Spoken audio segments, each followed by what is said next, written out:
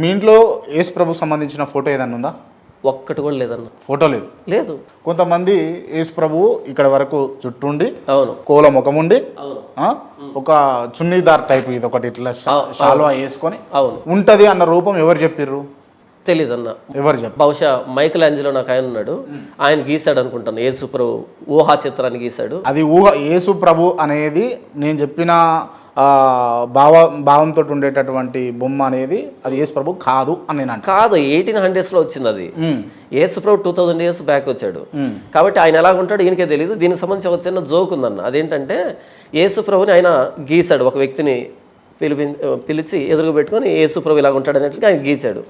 ఆయన యేసు ప్రభు 12 మంది శిష్యులు ఉన్నారు కదా, ఆ 12 మంది శిష్యులు ఒక్కొక్క వ్యక్తిని గీశాడు. గీసిన తర్వాత 12వ వ్యక్తి, ఒక వ్యక్తి ఇస్కరియోతు యూదా ఉన్నాడు కదా, ఆ ఇస్కరియోతు యూదా కోసమని ఒక వ్యక్తిని వెతుకుతున్నాడు. అంటే ఒక విలన్ క్యారెక్టర్ ఉండేటువంటి ఫేస్ ఒక వ్యక్తి వెతుకుతూ ఉంటే కొద్ది కాలానికి ఒక వ్యక్తి దొరికాడు. దొరికిన తర్వాత నిలవబడి నిన్ను ఇస్కరియోతు యూదాలాగా గీస్తాను అన్నట్టుగా అడిగాడు. అడిగితే ఆ వ్యక్తి నవ్వుకున్నాడు. ఎందుకు అని అంటే ఆ వ్యక్తి చెప్పాడు, మొట్టమొదటి శిష్యుడు నేనే, గీసింది నువ్వు. అయితే ఇప్పుడు నేను లోకంలో పడిపోయి చెడిపోయాను, ఇలా గడ్డం అంతా పెంచుకొని ఇలా తయారయ్యాను అనేటట్టుగా నవ్వాడంట. అంటే మొదటి వ్యక్తిని గీచినటువంటి ఆయన చివరి వ్యక్తి ఆయన అనేది కూడా గుర్తుపట్టలేదు. కంప్లీట్గా యేసు ప్రభువుని గురించినటువంటి ఆ ఇమేజ్ ఏదైతే ఉందో అది ఊహా చిత్రం. బైబిల్ చాలా స్పష్టంగా చెప్పింది ఏంటంటే, పైన ఆకాశం అందు కానీ, క్రింద భూమి అందు కానీ, భూమి క్రింద ఉండే నీళ్ళ ఎందు కానీ ఏ రూపాన్ని కూడా మీరు చేసుకోకూడదు, సాగిలు పడకూడదు అని స్పష్టంగా చెప్పిన తర్వాత అది యేసు ప్రభు అయితే ఏంటి, ఇంకెవరైతే ఎవరైనా ఏంటి, అసలు సువార్తలో యేసు ప్రభు ఇలా ఉంటాడని భౌతికమైన వర్ణనే లేదు. యేసు ప్రభు ఇలా ఉంటాడు భౌతికమైన వర్ణనే లేనప్పుడు అసలు ఎలా గీస్తారు? కంప్లీట్గా యేసు ప్రభుని విగ్రహారాధనకి తీసుకొచ్చారు. ఇది బైబిల్ ఖండిస్తూ ఉంది. రైట్. అసలు యేసు ప్రభు ఉన్నాడా లేడా అన్న? ఉన్నాడు పక్కాగా, అందులో డౌట్ లేదు. ఆధారాలు ఏమైనా ఉన్నాయా మీ దగ్గర? ఆధారాలు ఏమైనా ఉన్నాయా? ఆధారం అంటే ఎలా? దేవునికి ఆధారాలు ఎలా ఇవ్వాలి? దేవునికి ఆధారాలు ఎలా ఇవ్వాలి? ఓకే. రాముడు ఉన్నాడా లేడా అన్న? రాముడు ఉన్నాడా లేడా? అది నా పని కాదు. ఆయన ఉన్నా నా పని కాదు, లేకున్నా నా పని లేదు. శివుడు ఉండేనా లేకుండేనా? అంటే నేను ఒక క్రైస్తవ పాస్టర్ అన్న. రాజ్యాంగ పరంగా ఏంటంటే నా ప్రభువైన యేసుక్రీస్తు గురించి ఎంతైనా మాట్లాడుకోవచ్చు. రాజ్యాంగం అంటే పరిశుద్ధ గ్రంథం, కాన్స్టిట్యూషన్. ఓకే. దాని పరంగా ఏంటంటే నా మతాన్ని, నా ప్రభువైన యేసుక్రీస్తు వారిని, నా విశ్వాసాన్ని, నేను చెప్పాలనుకున్న విషయాన్ని ఎంతైనా చెప్పుకోవచ్చు, ప్రకటించుకోవచ్చు. కానీ ఎదుటి వ్యక్తి విశ్వాసంలోనికి దూరి వాళ్ళు ఉన్నారా లేదా అని చెప్పేటువంటి ఆ హక్కు నాకు భారత రాజ్యాంగం ఇవ్వలేదు. అంటే మణికంఠగా ఉన్న మీరు జాన్ పాల్గా మారే క్రమంలో ఇది కాదు నిజము, ఇదే నిజము అని నమ్మిన క్రమంలోనే మీరు ఈ విధంగా జాన్ పాల్గా ఉన్నారు కదా. అవును. అంటే మీరు దాన్ని కాదనుకున్నారు, దాన్ని వద్దనుకున్నారు, అది లేదనుకున్నారు కదా. అవును. అంటే మీరు లేదు అని అనుకున్నారు కదా, అది లేదు అని ఎట్లా మీరు డిసైడ్ చేసిర్రు అన్నది నా ప్రశ్న. అంతే కదా. ఇప్పుడు మణికంఠ స్వామిగా ఉన్న నేను జాన్ పాల్గా మారాను అంటే ఇది డైరెక్ట్ ఇన్ఫర్మేషన్. ఏంటంటే నేను వాటిని నమ్మట్లేదు. ఎవరైతే వదిలిపెట్టానో వాళ్ళని నేను నమ్మట్లేదు. యేసు ప్రభువుని నమ్మాను అంటే ఈయన ఉన్నాడు, ఈయన నిజం అని ఇది డైరెక్ట్ మెసేజ్. ఇది పెద్దగా ఆలోచించాల్సిన కర్లేదు. అంటే ఇది నేను 5వ తరగతి ఉన్నప్పటి నుంచి 2010 వరకు, 2010 నవంబర్ 26 వరకు కూడా జరిగినటువంటి ఒక సుదీర్ఘమైనటువంటి సంఘర్షణ అంటారో మరి యుద్ధం అంటారో తెలియదు, కానీ అప్పటి నుంచి ప్రభువైన యేసుక్రీస్తు వారిని గురించి అనేకమైన అనుభవాలు, ఆయన తెలుసుకోవడం కానీ, ఆయన గురించి వినడం కానీ, ఇవన్నీ కూడా ప్రభువైన యేసుక్రీస్తు నిజమైన దేవుడు అని నిరూపించాయి. ఇప్పుడు ఎవరైనా మీకు నిజంగా రాముడు, శివుడు, మణికంఠ స్వామి ఉన్నారు అని చెప్పేసి నిరూపిస్తే మీరు మళ్ళా కన్వర్ట్ అవుతారా? నిరూపిస్తే మిమ్మల్ని సంతృప్తి చేస్తే ఖచ్చితంగా మారుతాను. అయితే ప్రభువైన యేసుక్రీస్తు వారు దేవుడు కాదని నిరూపించేటువంటి వ్యక్తి ఇప్పటివరకు ఈ భూమి మీద పుట్టలేదు, పుట్టబోడు. రైట్. నేను అడుగుతా ఉన్నాను, పరిశుద్ధ గ్రంథానికి కావచ్చు, లేకపోతే యేసు ప్రభుకు కావచ్చు, ఏమైనా ఆనవాళ్ళు ఉన్నాయా భూమి మీద? అయ్యో, యెరూషలేం అంతా ఆయన ఆనవాళ్ళే కదా. అంతేందుకు మన భారతదేశంలో అంటే సైంటిఫిక్ గా ప్రూవ్ అయిపోయినాయా? లేకపోతే మన భారతదేశంలో చెన్నైలో సెయింట్ థామస్ మౌంట్ ఉంది కదా. అసలు ఇంత మించిన ఆధారం ఏంటి? క్రీస్తు శకం 52లో అపోస్తలుడైనటువంటి తోమ భారతదేశానికి వచ్చాడు కదా, దాన్ని సెయింట్ థామస్ మౌంట్ అంటారు కదా, చెన్నైలో ఉంది కదా. ఇంత మించిన ఆధారం యేసు ప్రభు గురించి అడుగుతున్నాం పర్టికులర్గా. ఆ యేసు ప్రభు కదా థామస్ని ఇండియా పంపించడం కాదు, యేసు ప్రభుకు సంబంధించినటువంటి ఆనవాళ్ళు చెప్పండి. మొత్తం ఇప్పుడు ఈ బైబిల్ యేసు ప్రభుకు సంబంధించిన ఆధారమే. ఇప్పుడు మణికంఠ స్వామిగా ఉన్నటువంటి నేను జాన్ పాల్గా మారాను, యేసు ప్రభుకు సంబంధించినటువంటి ఆధారమే. మీరు యెరూషలేంకి వెళ్తే అడుగు తీసి అడుగు పెడితే యేసు ప్రభు గురించే కదా మనం మాట్లాడుతున్నాము. ఓకే, ఏ ఏరియా ఇప్పుడు మీ ఊరికి పోతే మీ గురించి మాట్లాడుకుంటారు, అవును. మా ఊరికి వస్తే నా గురించి మాట్లాడుకుంటారు, అవును. మా కెమెరామ్యాన్ వాళ్ళ ఊరికి పోతే ఆయన గురించి మాట్లాడతారు, అవును. అది కామన్ థింగ్. అవును. అదే మా కెమెరామ్యాన్ అక్కడెక్కడో ఉన్నటువంటి పర్సన్ గురించి ఈడ హైదరాబాద్లో మాట్లాడాలంటే వీలు కాదు. మాట్లాడుతున్నారంటే అక్కడి నుంచి ప్రభావం ఎక్కడి దాకా వచ్చిందని. ఈరోజు భారతదేశంలో మత ప్రచారం జరుగుతుంది, ఆపండి అంటున్నారు, లేదా యేసు ప్రభు గురించి రకరకాల మాట్లాడుతున్నారు. అంటే ఇంతకు మించిన ఆధారం ఏం కావాలి? యేసు ప్రభు మొత్తం ఆక్రమిస్తున్నాడు ప్రపంచాన్ని చెప్పడానికి. రైట్. ఇప్పుడు జాన్ పాల్ మంచి వ్యక్తి కాదు, చెడ్డ వ్యక్తి అని అంటాను. నేను సీరియస్గా అంట, మంచి వ్యక్తి కాదు, ఆయన ఫ్రాడ్, ఆయన అసలు క్రిస్టియానిటీలో ఉండి వేస్ట్ అని చెప్పేసి నేను ఒక వర్డ్ పాస్ చేస్తా. ఓకే, ఇది ఎంత ఈజీగా స్ప్రెడ్ అయినంత ఈజీగా మీరు నేను మంచోన్ని నేను గొప్పోన్ని అని ప్రూవ్ చేసుకోవడం అంత ఈజీగా స్ప్రెడ్ కాదు. ఆ విధంగానే యేసు ప్రభు ఆనవాళ్ళు ఇక్కడ వరకు స్ప్రెడ్ అయినాయి అని అంట. ఓకే, యేసు ప్రభు ఆనవాళ్ళు ఇక్కడ మీరు మంచి చెడు ఒక ఏదో మౌత్ పబ్లిసిటీతో స్ప్రెడ్ కావడం కాదు. ఇక్కడ బలం ఉంది, ఇందులో జీవం ఉంది.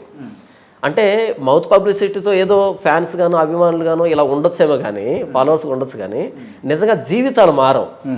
యేసు ప్రభు అనే ఆయనలో జీవం లేకపోతే జీవితాలు మారవు. నేను మణికంఠ స్వామిగా ఉండి నా జీవితం మారింది. ఏం మారిందన్న? బాగా డబ్బులు సంపాదించారా మీరు? జీవితం మారింది అంటే నా ఫిజికల్ ఎన్వైరన్మెంట్ మారిందని కాదు నా ఉద్దేశం.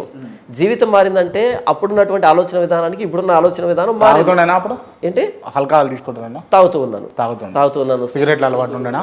సిగరెట్ లేదు కానీ మందు తాగుతూ ఉన్నాను, సినిమాలకు తిరుగుతూ ఉన్నాను, ఇక చిల్లరగా ఫ్రెండ్స్తో ఎన్ని చేయాలో అన్ని చేస్తూ ఉన్నాను.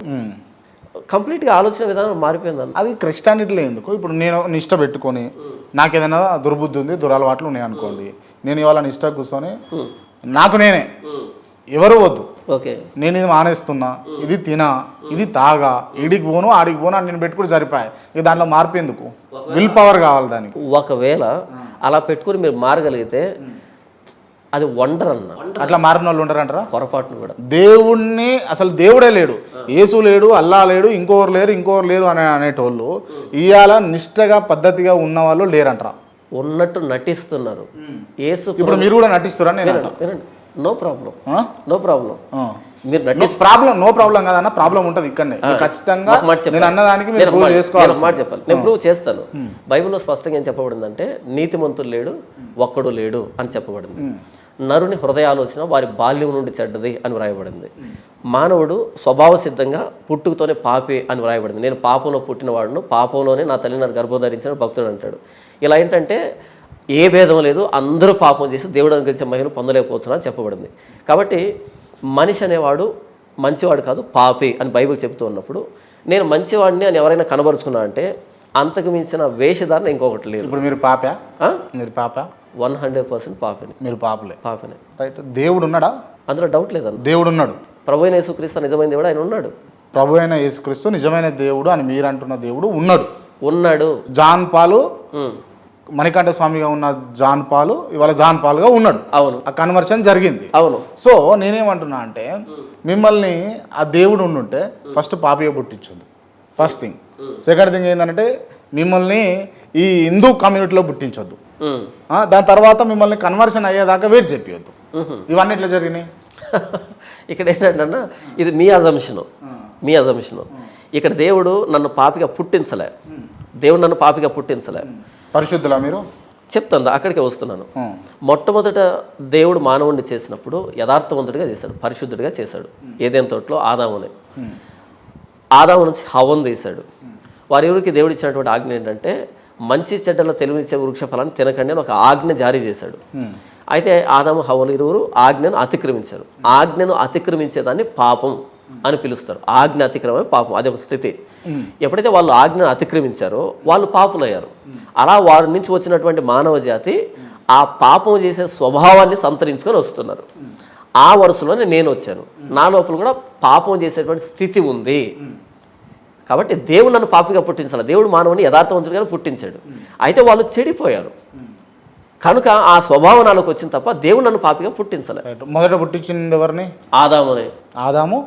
ఆదాముని, ఆయన నుంచి హవ్వ. హవ్వ. ఆదాము అని అంటే పురుషుడా? మొట్టమొదటి మానవుడు. మానవుడు. అవును. ఓకే, మొట్టమొదటి మానవుడు. అంటే ఆది మానవులు అని చెప్పేసి నేను విన్నా, అంటే చరిత్రలో ఉంటది. అది కథ. అది కథనా? అది కథ, చరిత్ర కాదు. అది చరిత్ర కాదు, కథ. ఎవరు మీరు చెప్పేది చరిత్ర, నేను చెప్పే చరిత్ర. ఓకే, నిజమైన చరిత్ర. నిజమైన చరిత్ర. నిజమైన చరిత్ర. నిజమైన చరిత్ర మీరు చెప్పి. నిజమైన చరిత్ర. ఆదాము. ఆదాము తర్వాత హవ్వ. హవ్వ. ఆదాము ఆయన మనందరి తండ్రి, ఈవిడ మనందరి తల్లి. జీవం కలిగిన ప్రతి వారికి ఆదాము హవ్వల నుంచి మనమంతా ఏర్పడ్డాము, మనమంతా వచ్చాం. ఓకే, ఆదాము హవ్వ. అవును. ఇప్పుడు ఫర్ సపోజ్ ఆదాముకు మీరు పుట్టిరు, ఆదాము హవ్వలకు మీరు పుట్టిరు. అవును. ఇంకొక పర్సన్ పుట్టిరు. అవును. మీరిద్దరు అన్నదమ్ములు కావాలి. చెల్లె ఉంటే మీరిద్దరు అన్న చెల్లెలు కావాలి. అవును, అవుతాం. ఇప్పుడు ఇంత పెద్ద సృష్టిలా, వేల కోట్ల జనాభా ఉన్నటువంటి, లక్షల కోట్ల జనాభా ఉన్నటువంటి సృష్టిలా ఈ బావ, బొమ్మర్ది, అక్క, చెల్లె, తమ్ముడు ఇవన్నీ ఎట్లా ఏర్పడ్డాయి? మనం గీసుకున్నటువంటి గీతలు. మనం గీసుకున్నటువంటి గీతలు అవి నేర్పించలేదా దేవుడు మనకి? నేర్పించాడు. లేవికాండ 18 కానీ 20 కానీ ఇక్కడ చెప్పాడు స్పష్టంగా, ఎవరిని పెళ్లి చేసుకోవాలి, ఎప్పుడు మానవ జాతి విస్తరించిన తర్వాత దేవుడే చెప్పాడు. రైట్. అంటే ఫస్ట్ వాళ్ళను మంచిగా పుట్టించండు. అవును. క్లియర్ గా, క్లీన్ స్వీప్, పరిశుద్ధులుగా పుట్టించండు. అవును. దాని తర్వాత మీ వరకు వచ్చేసరికి మీరు పరిశుద్ధ లేకుండా పాపిలు అయిపోయారు మీరు. అవును. అవును.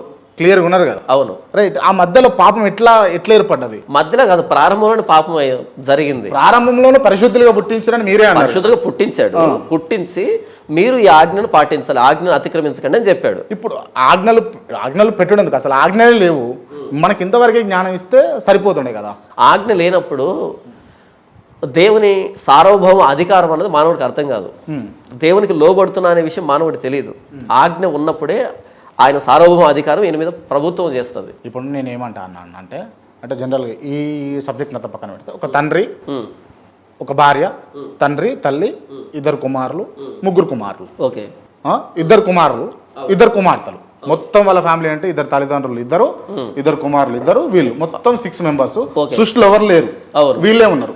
తండ్రికి ఏం కావాలంటే, నా ద్వారా వచ్చినటువంటి ఈ పిల్లలు మహాజాతకులు కావాలి, గొప్పవాళ్ళు కావాలి అని చెప్పేసి తను అనుకుంటున్నాడు. అవును. తను మందెందుకు సృష్టించాడు? ఆల్కహాల్ ఏర్పడడానికి ఆయనను ఎట్లా ప్రోత్సహించబడ్డాడు?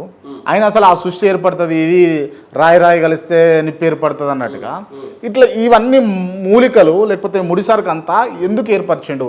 అసలు ఆ దుష్ప్రభావం లేకుండా, చెడు అలవాట్లకు దూరంగా ఉండేటట్టు ఆ చెడు అన్నదాన్ని సృష్టిలో కొంచెం మొత్తం తీసేస్తే అసలు పాపులే లేకపోతుండే కదా అని నేనంట. అంటే దేవుడు చేసిన ప్రతిదీ మంచిది. దేవుడేది చెడు కోసం చేయలే, దాన్ని మానవుడు చెడు కోసం వాడాడు. ఇప్పుడు ఆల్కహాల్ ఉంది, నేను చెప్తాను, ఉదాహరణ చెప్తాను. మార్ఫిన్ అనేది మంచిదా చెడ్డదా? మార్ఫిన్ అంటే డ్రగ్ తీసుకుంటారు కదా, మార్ఫిన్ అనేది మంచిదా చెడ్డదా? మీరు చెప్పండి. దాన్ని ఎట్లా యూజ్ చేసుకుంటే అట్లా ఉంటుంది. అది మంచిదా చెడ్డదా? డ్రగ్ చెడ్డదేనా? మా నాన్న హాస్పిటల్లో ఉన్నప్పుడు, ఆయన చివరి దశలో ఉన్నప్పుడు మార్ఫిన్ని ప్రిస్క్రైబ్ చేశాడు డాక్టర్. మార్ఫిన్ని ఎందుకంటే విపరీతమైన నొప్పి భరించలేకపోతున్నాడు. అప్పుడు మార్ఫిన్ని ప్రిస్క్రైబ్ చేశాను. నేను ఫార్మసీ చదివాను కాబట్టి ఆ ప్రిస్క్రిప్షన్ చూసినప్పుడు అది మార్ఫిన్. అది యాక్చువల్గా అదే మార్ఫిన్ కనుక ఒక 10 గ్రామ్స్ కనుక మన దగ్గర దొరికితే మన నాన్ బైబుల్ కేసు అది లోపల పెట్టేస్తారు. కానీ అదే మార్ఫిన్ని మా నాన్నకి ప్రిస్క్రైబ్ చేశారు డాక్టర్.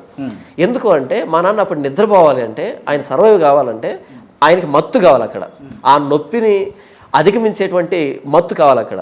సో మార్ఫిన్ అనేది చాలా మంచిది. అయితే దాన్ని ఆ పర్పస్ కాకుండా నిశా కోసం కనుక తీసుకుంటే దాన్ని మనం ఇల్లీగల్గా భావిస్తూ ఉన్నాం. మార్ఫిన్ ఎవరు చేశారు? దేవుడే చేశాడు. దేవుడు చేసిన ప్రతిదీ మంచిది.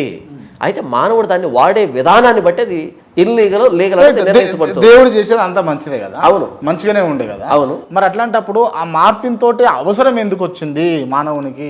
ఆ సృష్టి ఎందుకు సృష్టించింది? ఆ మార్ఫిన్ లేకపోతే ఈరోజు యాక్సిడెంట్ అయిన వాళ్ళు కానీ, ఈ సివియర్ బర్నింగ్ కానీ, ఆ నొప్పి ఉంటుంది కదా, వాళ్ళు సర్వైవల్గా. దేవుడు ఉన్నాడు కదా అన్న, యాక్సిడెంట్లు కావాలి, యాక్సిడెంట్లే కావద్దు, అసలు నష్టమే కావద్దు, ఇబ్బందే కావద్దు. దేవుడు ఉన్నాడంతా సవ్యంగా జరగాలి. దేవుడు ఉన్నాడు కాబట్టి ఇవన్నీ జరుగుతున్నాయి.